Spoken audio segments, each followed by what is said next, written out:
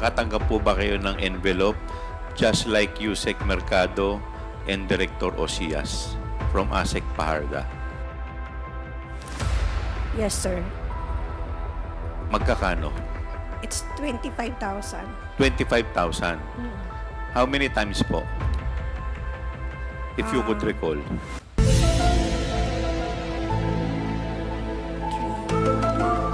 9? Ilan? 9 times. 9 times. From what month up to what month? Let me guess. From February to September?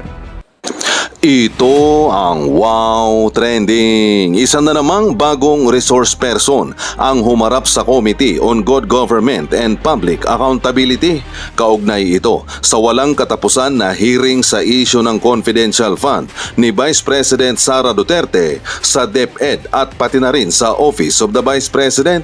Sa pagharap kanina ni Ms. Rona Catalan, head ng accountant ng Department of Education, binigyan daw siya ni ASIC Sunshine Fajarda ng 9 na sobre mula February hanggang Setyembre. Bawat sobre daw ay merong laman na 25,000 pesos. Ganito din ang sinabi noon ni Mercado noong humarap ito sa House of Representatives. Ayon pa kay Ms. Rona Catalan na galing daw kay Vice President Sara Duterte ang pera. Binigay daw ito sa kanya bilang allowance, pero nang tanungin ang spokesperson ni Vice President Sara na si Attorney Powa, hindi naman daw siya nakatanggap ng sobre katulad kay Ms. Catalan.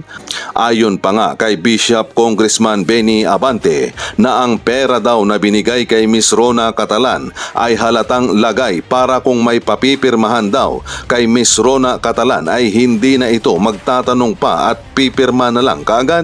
Uminit pa nga kanina ang ulo ni Congressman Paduano at sinigawan pa si Ms. Rona Catalan. Naawa daw siya kay Ms. Rona dahil naipit sa issue ng confidential fund ni Vice President Sara Duterte. Hindi naman sumipot sa pagdinig ang 7 tauhan ng Office of the Vice President na sila si Attorney Zulieca T. Lopez, Lemuel Ortonio, Attorney Rosalyn Sanchez, Julieta Villa del Rey, Gina Acosta, Attorney Sunshine Fajarda at si Edward Fajarda. Panoorin natin ang buong video. Last hearing nakapag-out na? Okay. Yes, please continue, Congressman Paduano.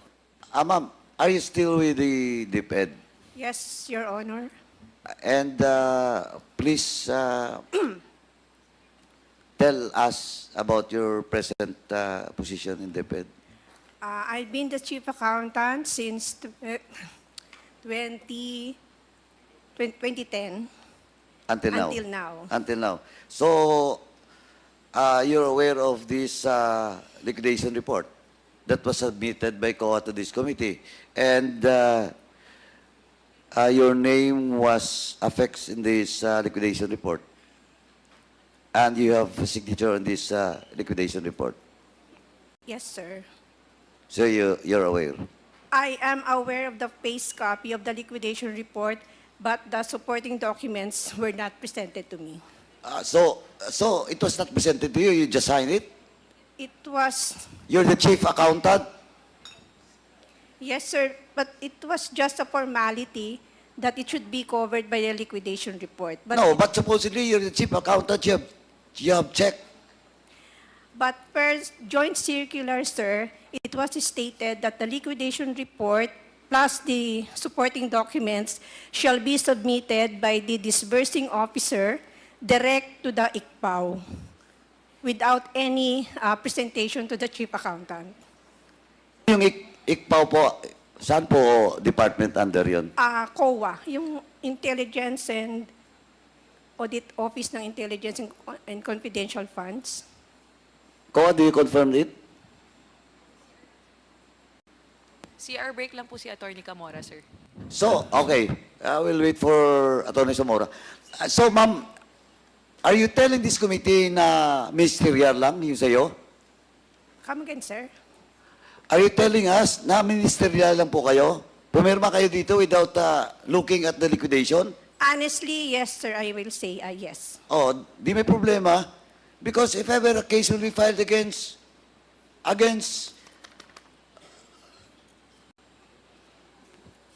dito po sa liquidation na may problema, pumirma ka dito. Di part ka ng case. But then again, sir, under the joint circular, it was clearly stated that the documents and supporting documents to the liquidation report shall be directly submitted to the COA. And it means that it will not pass through the accounting. O, GMC, COA, pakicheck nga, shall. Mr. Chair, with the indulgence Congressman of Acop, One- you're recognized. Madam Accountant, mukhang mali yata. If you read the joint circular, there's a provision there. Teka, hanapin ko. Kasi may kopya ako nun eh. Nakalagay doon, under paragraph 4.16, in case of misuse of the intelligence or confidential fund, and depending on the participation in the transaction, the budget officer, chief accountant, the treasurer, and the project officer may likewise be held accountable with the special dispersing officer. So you can be accountable, madam. It's a provision of the joint circular. But then again, Your Honors, per provision 6.1.8.4, it was stated that the supporting document should be submitted by the, no, it's not. So sorry, again. That, Mali yung binabasa mo. Sir- 6.1.8.4? sir, my apologies, sir. Oh, eh kasi Ay. mali eh. Okay. I have a copy of your circular here. Binabasa ko nga eh.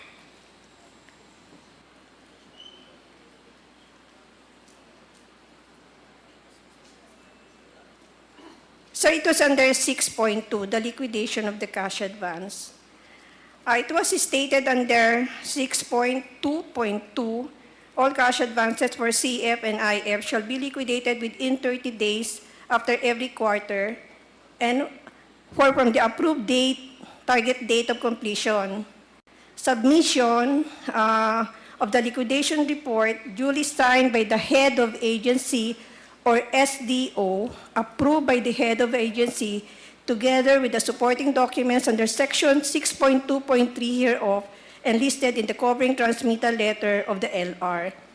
This shall be submitted directly to the ICPAO in a sealed envelope with a visible label confidential for ICPAO only through any of the following: registered mail courier and authorized license officers. So, under this provision, it was clearly stated or implied that the documents didn't pass through or were not reviewed by the accounting office.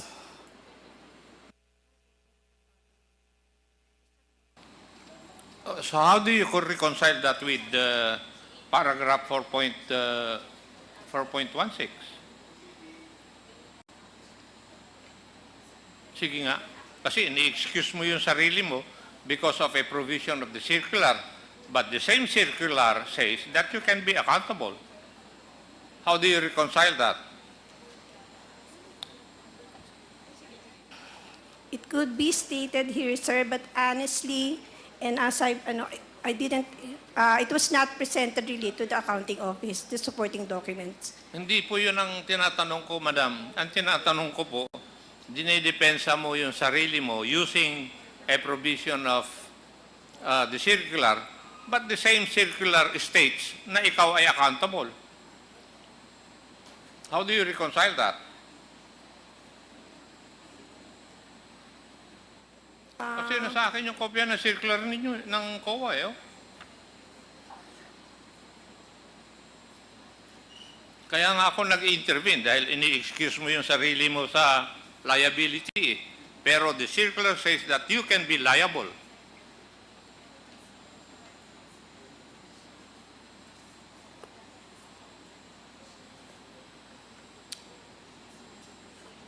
Diba? Yeah. You read 4.16.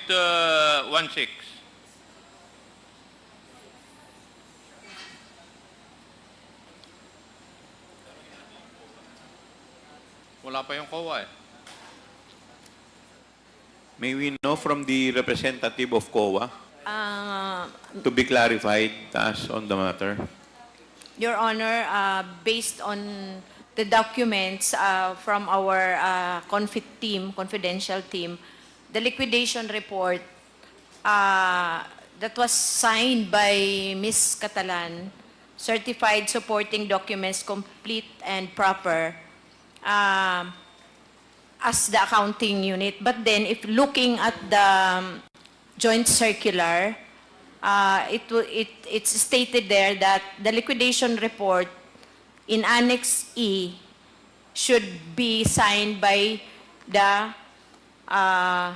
SDO, the accounting unit, or the SDO, meaning SDO Special Disbursing Officer who was given the cash advance of the confidential fund, the Special Disbursing Officer.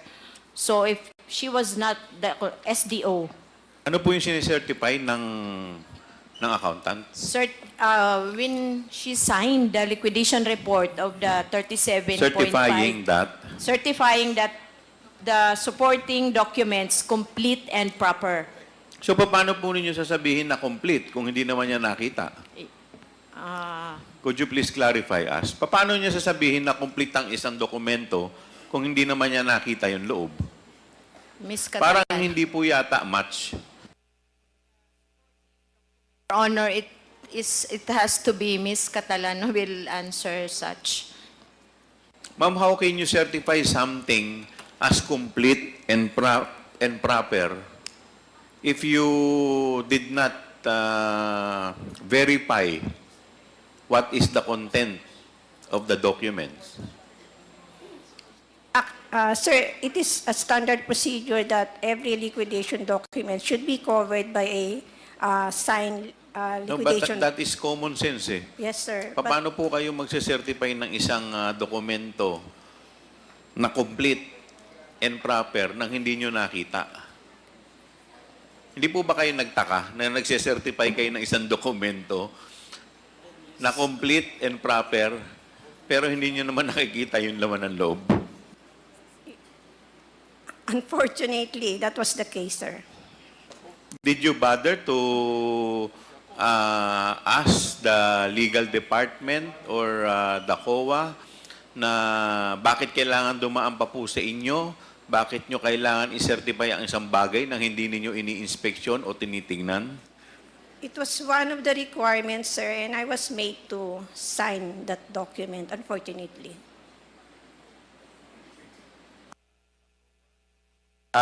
Chairman, ako rin I ask...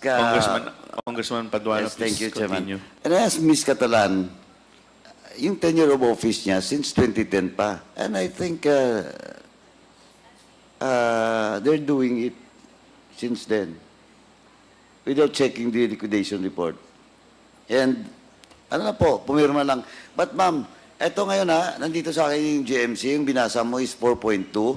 Eto mama, yung 6.3.3. Ito specific mandate of each and every officials which covered by this GMC. Ito, 6.3.3, the agency accountant. It's you, ma'am. Tama? And look at 6.3.3D, paragraph D. You are mandated to submit all disbursement vouchers for cash advance for intelligence and confidential activities / projects, with complete required supporting documents within 7 working days from release of the check. Oh. Hindi ba pwedeng sabihin na you're not accountable? Hindi mo rin pwedeng sabihin na diretsong ibigay sa COA. Because malinaw po sa mandate mo that you have to submit disbursement vouchers, confidential activities and projects with complete required supporting documents. Oh, within 7 days. Can I respond, Your Honor? The 6.1.8.4 pertains to the pre-audit of the cash advance. I'm telling about, no, that is not 6.8.4. I'm saying about the 6.3.3B. 6.3. Inconsistent with the provision that was read by Chairman Akop. Your mandate.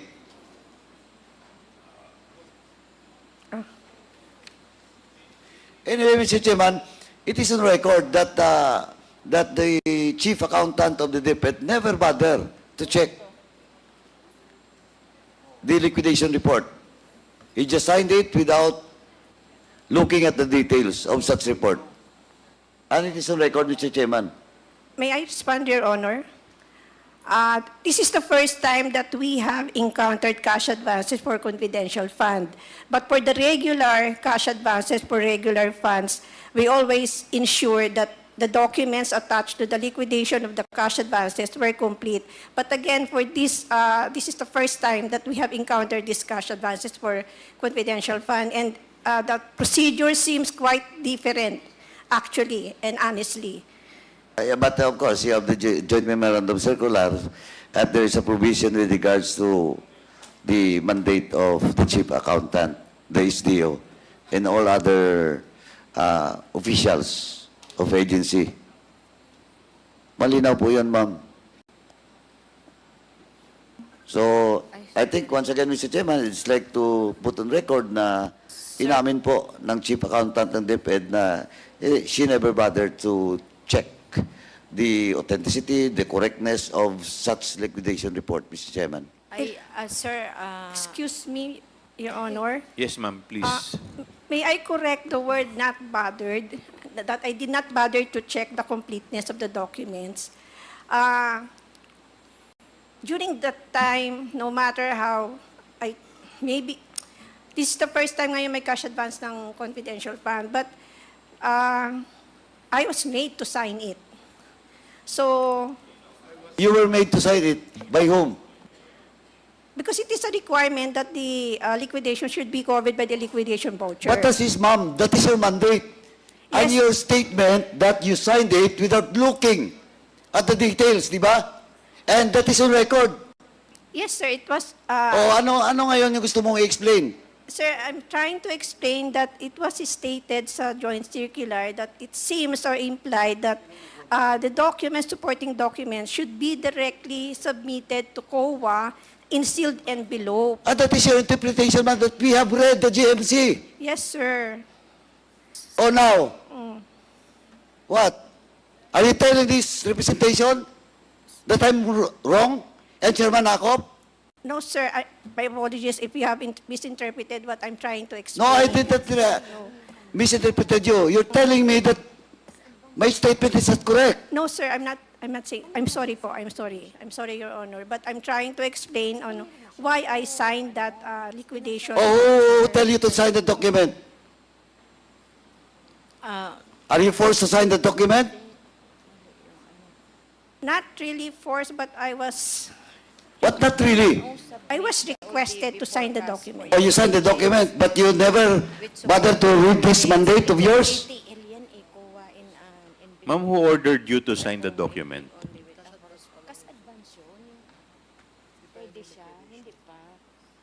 Who ordered you to sign the document? Not really ordered, but I was requested by... Yes, who requested you to sign the document? By ASEC Shine Paharda. Sino po?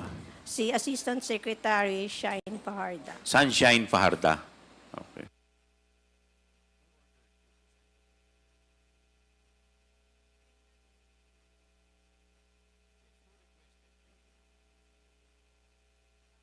ASIC, sa anong department po? Department of Education po. Ano, specific na ano niya, position? Office ng Secretary. The office of the secretary. But he was not the signatory of this document, di ba? Only her husband. Tama? It was... Edward Farda signed it. BP signed it, and you signed it. But you were requested by Miss Marda? Yes, sir. Oh, Mr. Chairman, all the more that we have to, Miss Sunshine Parda should be present in the next hearing. Para po patutunahanan yung statement ni Miss Catalan. Sabihin na natin, you were requested to sign it. So why did you sign it? As per request of Miss Marda? Yes, Your Honor, because it is needed as a covering letter or covering document to the liquidation documents, supporting documents. Oo nga, pero sabi ko na nga, kaya nga yung statement ko kanina, you don't even bother to check. Pumirma ka lang. Di ba?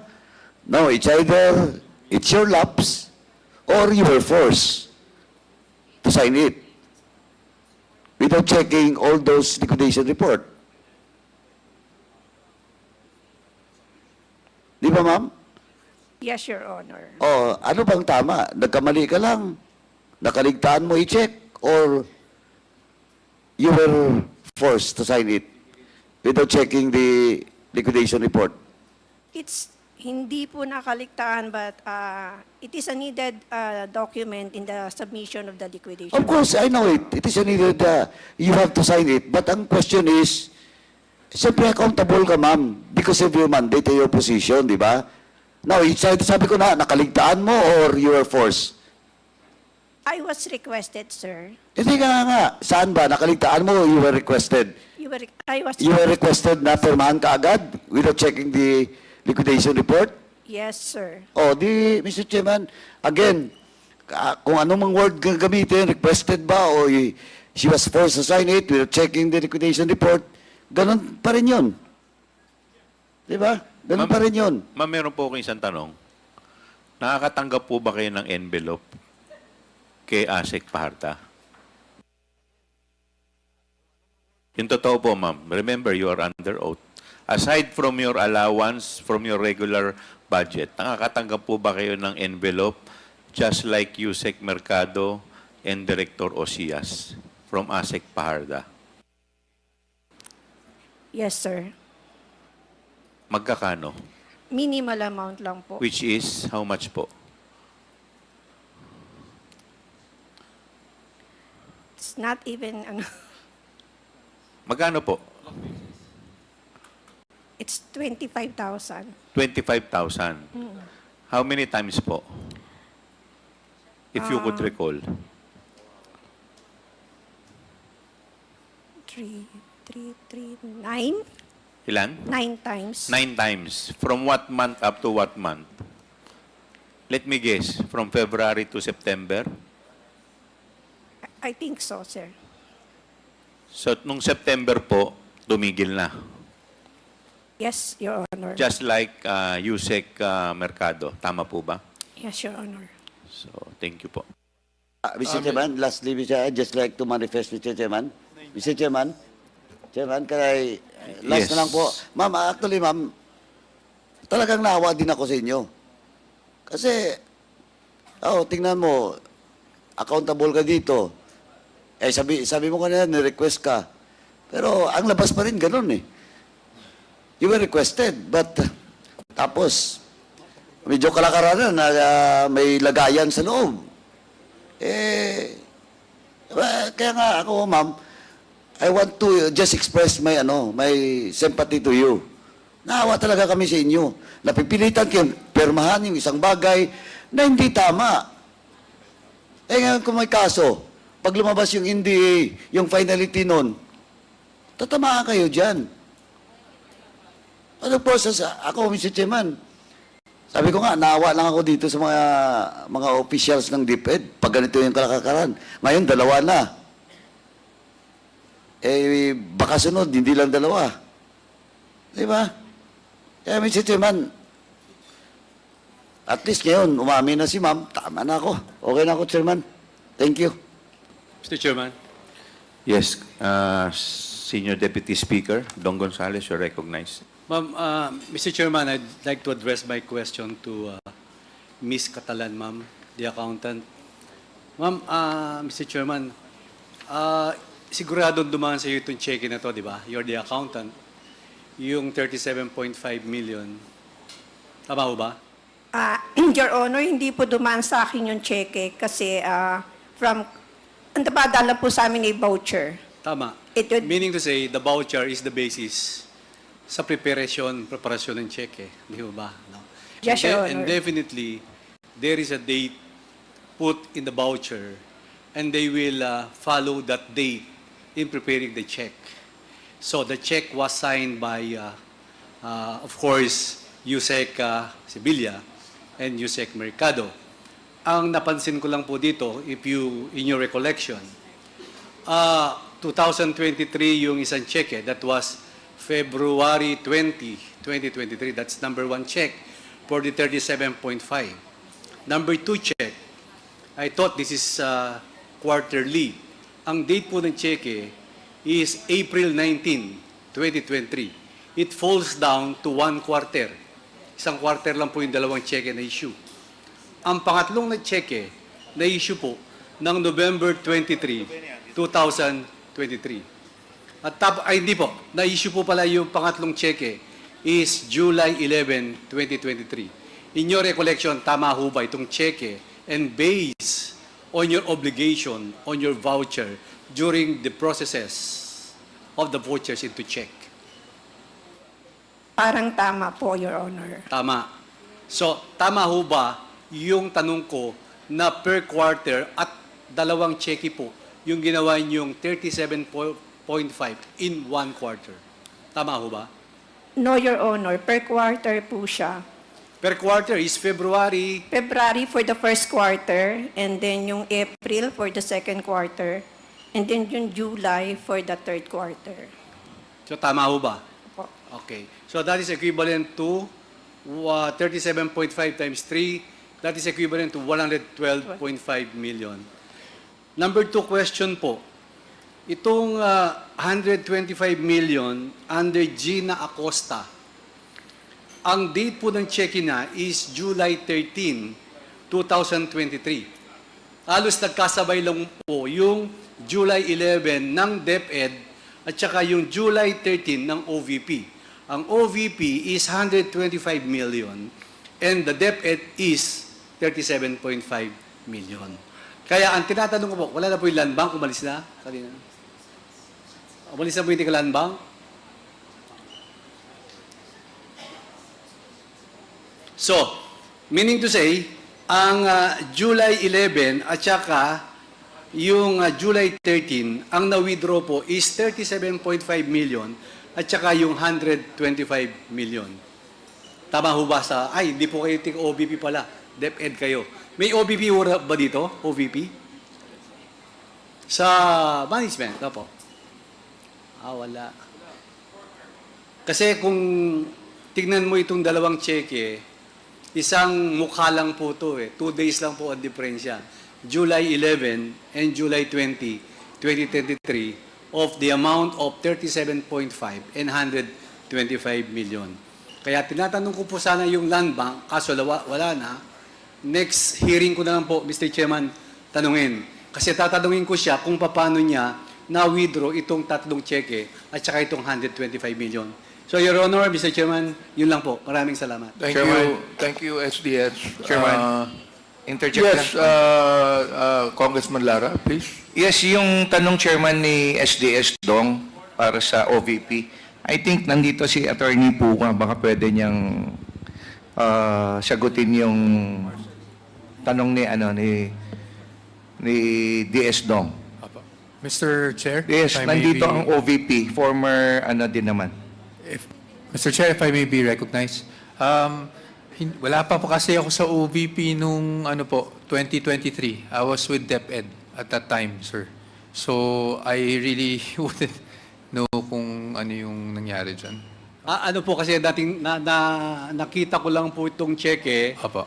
na yung date kasi halos magkapareho po yung date. Yeah, opo. So July 11, 2023, yung last check, the 37.5, at saka July 13, 2023, yung 125 million. Opo. So meaning to say, Malapit. Opo. summation of that two equivalents to sum.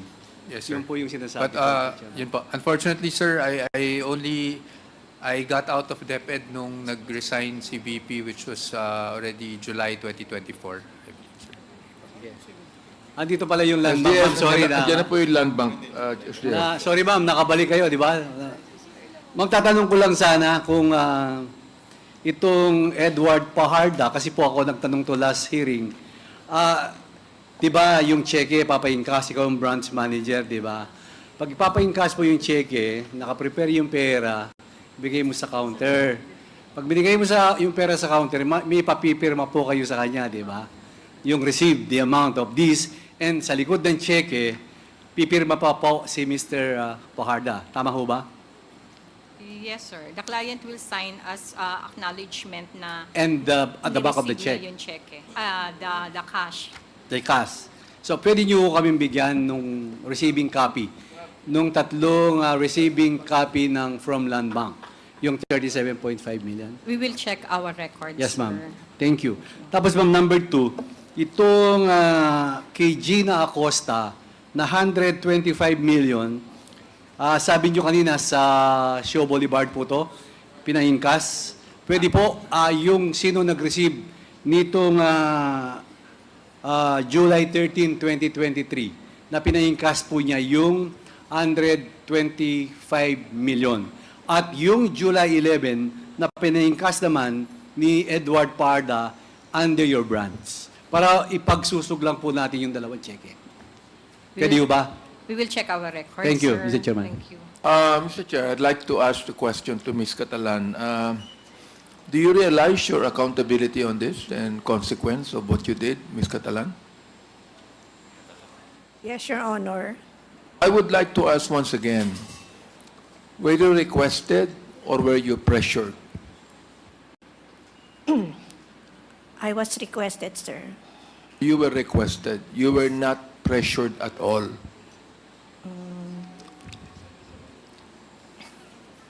Come on, tell us the truth here. I was requested, sir, in a nice way. Thing is this, you received an envelope 9 times, am I right? Yes, Your Honor. Is that not a form of pressure? Honestly, sir, the first time I met or I talked with... Have you ever asked, why are you being given an envelope? Yes, sir, I asked her. But What was the answer? it's just an allowance from the Vice President. Was that? It was just an allowance from the Vice President. Actually, I Is asked that allowance. is that liquidated or is that recorded or is just given to you? Because it's a bit different when you say allowance and it's just an envelope given to you. Am I right? Sir, the first time I received it, I honestly asked Shine, Ma'am, is it part of the confidential fund? Sabi niya, no. It was just an allowance from the Vice President. So, for me, honestly, I received it knowing that it was not part of the Who gave you confidential Who gave you the envelope? fund. ASEC, Sunshine Fajarda. Who requested you to sign the accounting report? It was also ASEC Shine Fajarda. Therefore, if it was ASEC Paharda who requested you, as you said, to sign, and she is also the one that gave you the envelopes, would you not think that it's a form of pressure on your part? Come on, but please tell us the truth here. Because look, I think you know what I mean, isn't it? I do not think that you are going to receive envelopes from the same person that requested you without you realizing the pressure of signing it. Ms. Catalan. Your Honor, at the first giving of the envelope, I honestly asked ASEC Shine if it is part of the confidential fund. Sabi niya, hindi, this is just an allowance from the secretary. So I trusted her word for that. and without any thinking na it was really part of the confidential fund, honestly on my part. So I received it honestly on my part without any, na it was part of the confidential fund. I am saying this to you because alam mo, talagang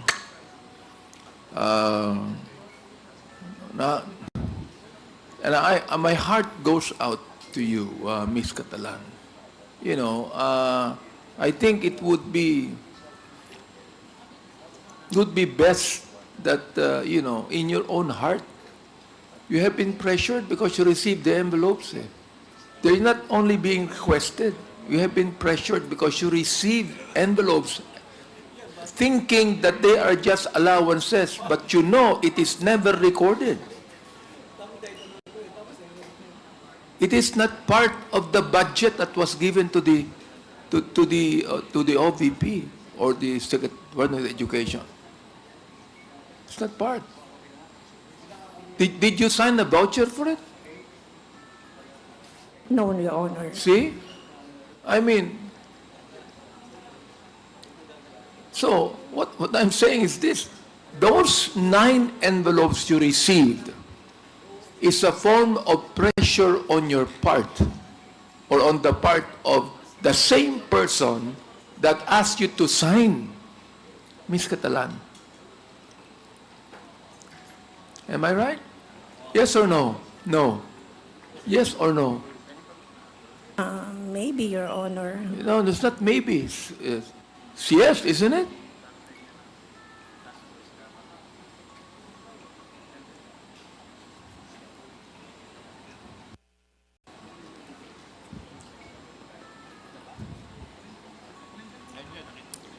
Am I right? Maybe, Your Honor. Am I pressuring you now? Am I pressuring you now?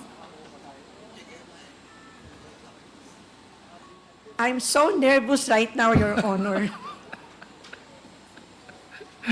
Mr. Chair. The Chair would like Mr. to Chairman. recognize the presence of the Honorable Jude Asidre, the Deputy Majority Leader from Tingog Party List. Mr. Chairman, Yes, this Congressman will be my Paduano. last manifestation, Mr. Chairman. Just I want to put in the record that in today's hearing, Ms. Catalan, the head accountant, chief accountant of DepEd, admitted that indeed he was, as the term being used by her is being requested to sign, but of course, tumanggap din po ng extra si Ms. Catalan. Now, but in the previous hearing, Mr. Chairman, I just want to put in record that it is not only Catalan na tumanggap ng ang Sobre.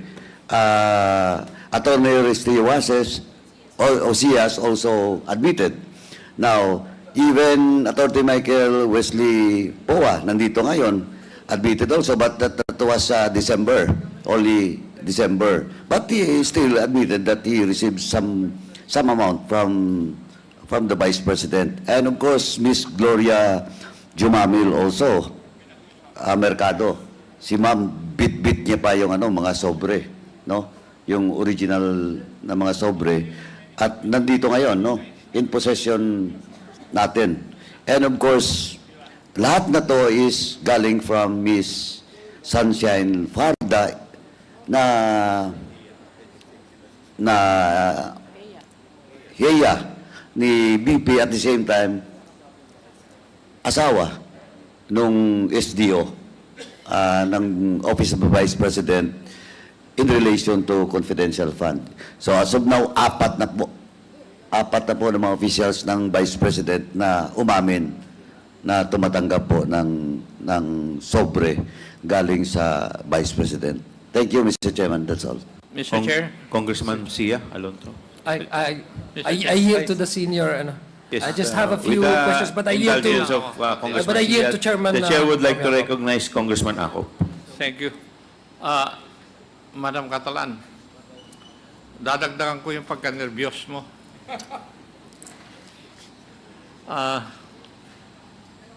Nag-iisip lang ako dun sa sinabi mo na noong binigyan ka ng unang sobre, sinabi mo kagad, ang tanong mo kagad galing ba ito sa confidential fund?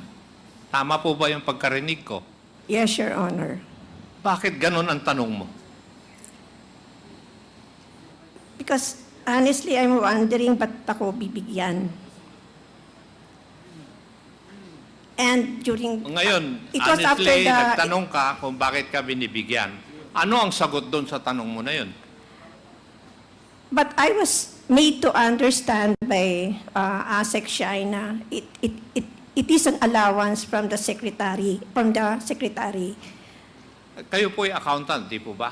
Yes, Matanong sure. ko po kayo, saan po nanggaling na pondo, ang source of fund, nung allowance na binigay sa inyo? Well, I didn't have the courage to ask for that anymore. Uy, tinanong mo, you had the courage to ask, galing ba ito sa confidential fund? Tapos you did not have the courage to ask, saan galing yan kung hindi galing sa confidential fund? Di po ba? Sure, Honor. Di ba may lakas kang loob na tanungin, galing ba ito sa confidential fund? Pero hindi mo tinanong nung sinabi niya, hindi galing sa confidential fund yan. Saan galing? Di ba dapat yun ang sunod na tanong? Following your line of questioning. Kasi, madam, it is irrelevant whether you're aware of what you have signed or not. Kasi under the circular, you can be also liable. You cannot escape that kasi sa dami ng inimbestigahan ko, basta nakikita yung signature na nandun yung signature, papailan ka ng kaso ng investigador. Di ba? Kaya nagkukuhan ako dun sa kwan eh. You were brave enough to ask kung galing sa confidential fund. Kasi nasa isip mo na dun sa pinirmahan mo, dun manggagaling yung pondo na binibigay sa iyo as an allowance. Di ba? Yun na napasok sa isip mo eh. Na binigyan ka ng allowance sa pagpirma mo dahil sa confidential fund. Sa pag-clear o liquidate ng confidential fund. Di ba, Iha? Yes, Your Honor. Yes. And you didn't know that because of your signature, pwede kang lumubog. Tama? Iha? Yes, Your Honor. Sige. Thank you, Mr. Chair. Thank Mr. you. Chair, with the indulgence of Congressman Adjong, in Congressman relation to Abante, what you are recognized. Congressman Akop said, I remember some years ago, Mr. Chair, that when the Vice President was still in the DepEd, that there is a rule that she made, no gift policy. Am I right, Attorney Poa? Yes, Your Honor. That is correct, Your Honor. That's the rule. No gift policy. Do you remember that, Ms. Catalan? Yes, Your Honor. So why is she giving envelopes? If the rule in her office is no gift policy. Therefore, even the Vice President would think that whenever a gift is given, that's bribery. That is subtle bribery. Ms. Catalan.